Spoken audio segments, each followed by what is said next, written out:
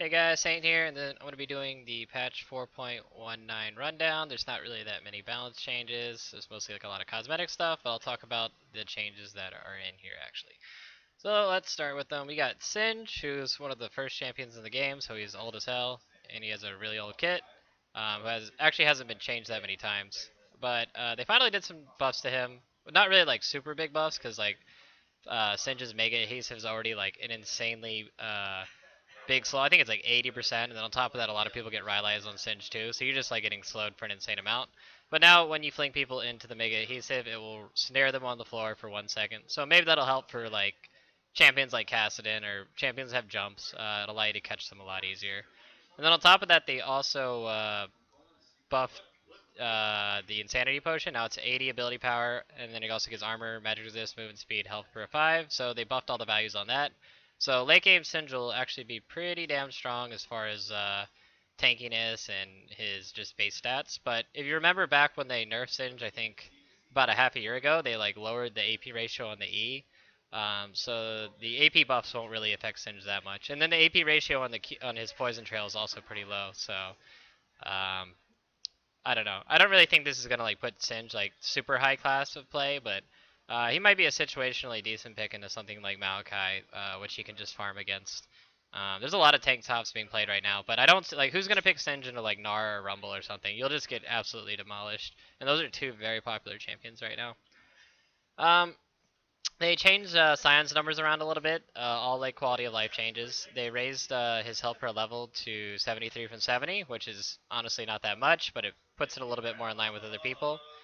And then his passive, Science Health Decay in passive form now scales with his champion level instead of his max health, so that's gonna go pretty good. Because like before, you just end up with like a ton of health on Sion, like because you're building tank items anyways, and you're getting stacking health for your passive. Um, so now you're just gonna die a little bit slower. Like before late game Sion would just like die so fast, because you know, as a percentage of your maximum health. So now he's just gonna be able to stay up a little bit longer in his passive late game. Decimating Smash, they lowered the mana cost on it by like 5, which is honestly not that big a deal. And then all crowd control types now correctly refund Decimating Smash's cooldown to 2 seconds when they interrupt Sion while he's charging. I hadn't played too much Sion, but I could see how that could be definitely really annoying, not having your cooldown on it reset. I'm pretty sure this deals with like silences and weird type of interrupt spells that are not traditional stuns. Sion can now properly cast Estimating Smash immediately after Roar of the Slayer. That's really good for making sure you CC somebody that can jump out of things really easily, like Katarina and Kassadin.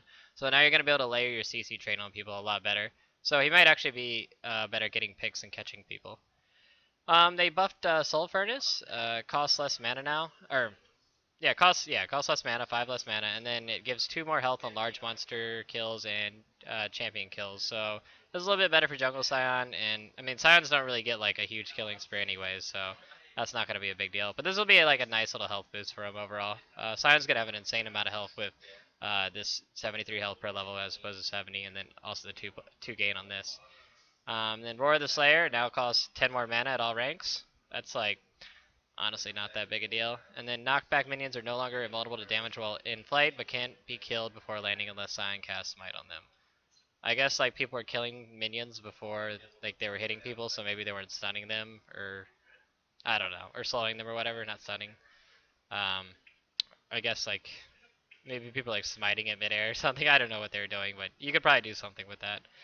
Nivea fixed a bug where Nivea couldn't cast Flash Rocks. These are just bug fix. Azir bug fixes, nothing really big with that. Fixed a bug where rapidly spamming a basic ability at the end of Crowstorm's channel time sometimes causes the ability to go on cooldown without casting or appearing to be on cooldown in the HUD. This is actually, I've been playing a lot of Fiddlesticks lately, and this bug happens at least one time every single game. And it can be really confusing when it does happen. I think it's been in the game since like forever too. Since like Fiddlesticks even came into the game, which is in beta, so it's nice that they actually managed to fix that finally. Janna's like my most hated champion. She is so broken, but they gave her some minor bug fix, or not bug fixes, but nerfs. Her W is now 12 seconds at all ranks as opposed to 8 seconds on max rank. I don't really think that like that's that big a deal, but this is just gonna make it to where Janna can't chase you down endlessly. Like when you have a Janna with max CDR chasing you around and she has so much movement speed, You are never, ever, ever, ever getting away. Like, she's gonna be on your ass so hard.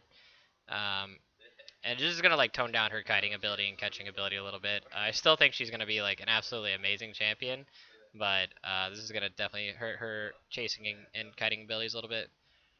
LeBlanc flashing no longer de-stealths LeBlanc. Nobody even plays LeBlanc still, so who cares about that? They nerfed Lucian a little bit. The Ardent Blaze AD ratio is now 0. That's not that high. And then the movement speed it got increased to 60 at max rank. So now W is more of a utility spell and also a spell to get your to proc your passive rather than being a wave clear spell and a damage spell, which it used to be in the past. And then the culling also has its cooldown increased to 90 seconds at max rank as opposed to 50, which is they almost doubled the cooldown on it. So the poking ability when you're sieging, and then also, yeah, before people would just get CDR and they'd use the culling as a poke to get objectives and things like that. And the culling has an extremely high base damage, so you're not going to be able to do that with Lucian. So it's going to hurt his late game a little bit more. I still think Lucian's going to be a top play champion. He's going to be very strong, so don't think these are going to do too much to him. Bug picks to Pantheon, whatever. This is a pretty big nerf. At max rank, Ryze's Q got nerfed to, by 40 damage, and then at lowest rank by 20. So this is going to hurt Ryze's laning a lot, and his late game a lot, because Q is his main damage spell that he just, casts on repeatedly. I still think Ryze will get played a little bit, but he's just not going to be like that go-to top pick champion. Like right now, Ryze is probably the best top laner in the game, just because of the way he scales and his like pretty decently strong laning phase, and he's pretty good in almost all matchups as well. So still think he's going to be played, just not going to be. You think he's going to be outclassed by Rumble and Maokai, and Gnar, some of the more popular top laners that are in the game right now. They fixed the E-bug on Vi. I haven't really been seeing much Vi lately, so I guess I'll see her again after this. Fixed a bug with rapidly spamming basic ability at the very end of Infinite Dress. Sometimes cause that ability to go. This is pretty much the exact same bug that as with Fiddlesticks. Where your abilities will go on cooldown, but they're not actually on cooldown. Or it won't even show that the ability's on cooldown. So good that they fixed that. That's been in the game forever. They nerfed Zilean's global passive, which was probably the most broken thing about him. Now it's only within 1500 range, so like I guess as a support and AD carry you'll get the buff, but if you're mid lane Zilean, you won't be buffing anybody. I think this is going to make Zilean like not played very much at all, just because the main broken thing about Zilean was his passive. So don't think I'd be seeing too much Zilean anymore after this. Let's see, Jungle, Crusty, Ancient Golem, and Blessing of the Elder Lizard. Renamed, that's whatever. End of season rewards, suggested players, patch improvement, store improvements, and that's pretty much it for the patch notes. Also, I want to like comment on something I saw on Reddit earlier. I'll pull it up. It's basically like this thing about Night Blue, and like I'm like pretty against witch hunting, especially on Reddit, and I don't think people should be called out at all. Like this is the #2 post on League of Legends Reddit right now. And basically what happened was Cutie Pie was trolling at the end of a game, and he chose not to end the game. I can't remember if they lost it or not, but basically Night Blue reported him for not ending the game, for like having fun and trolling around at the end of the game, which I think is like probably the dumbest thing ever. Like I've probably played 10 to 15,000 solo queue games since I've started playing League of Legends, and I've only reported people like less times than I can count on my fingers. Like I very rarely report people, and this is the reason why you don't report people in high elo. And I think reporting people in general in high elo is a really stupid thing. It's just so stupid. Okay, so like this is my Smurf. You can look. How many people who actually play in Challenger? There's only 200 people in high, in Challenger, and then a small handful of people in High Master. So the people that you report in High Elo, you're going to see that person the next game. Like it's not gonna be like, well, I'm just gonna like climb and I'm not gonna see you anymore. You're gonna see these people almost every single game. And on top of that, do you think Cutie Pie really cares about getting reported? He doesn't give a shit. Like Cutie Pie doesn't give a shit about anything. But I guess what I'm trying to make the point out of all this is like, yeah, don't report people in high elo. Like you need to like solve your problems, I guess. Like just talk to the person, be like, yo, man, that's fucked up. And then you know what the instant response is gonna be is that person's toxic for coming at them like that way. Like I've probably gotten into more scraps in high elo, like just talking with people, than almost any other person. Like I get into so many scraps, but I've only been banned one time out of all my like 10 to 15,000 solo queue games, and that was that one time where I was following somebody around as Trundle on stream and role playing and smiting all their shit. But I actually did deserve that ban. But like, I don't know. People in high elo just don't report each other, and I think it's a stupid move to do that. Like, I don't know. I'm just completely against that kind of stuff. Like, I think people should like work things out and not be so like open to like calling somebody like, "Hey, you're toxic," or like instantly calling them toxic. Like that's one of the reasons why high elo like doesn't get better. I don't know.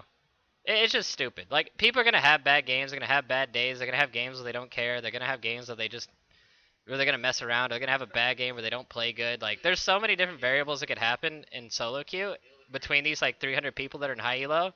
Like you're not always gonna get the best of that person. So I don't know. I just think it's stupid to report somebody, and I think like this whole witch hunt thing and this whole hypocrisy thing is like stupid as well because it's just like it's just a giant circle jerk, and nothing's gonna ever come out of this. It's just gonna be like who likes like you can have your Cutie Pie supporters, then you can have your Night Blue supporters. Like they're both idiots. Well, not really Cutie Pie because he didn't really report the guy to begin with. But I think this the whole reporting in Hilo is just stupid and it's useless. Anyways, that's my 10 cents on it. I'm done. Bye bye guys. Thanks for watching.